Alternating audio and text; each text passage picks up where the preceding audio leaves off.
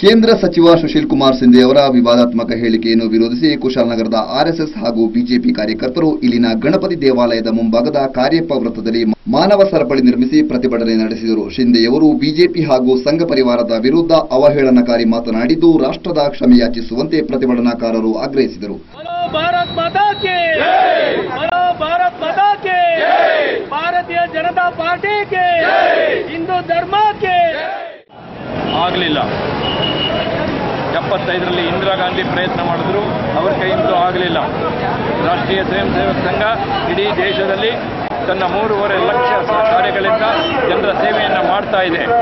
ಅಂಥದನ್ನು ಭಯೋತ್ಪಾದಕ ಅಂತ ಹೇಳಿದಂಥ ಸುಶೀಲ್ ಕುಮಾರ್ ಶಿಂದೆಗೆ ನಮ್ಮ ಧಿಕ್ಕಾರ ಇದೆ.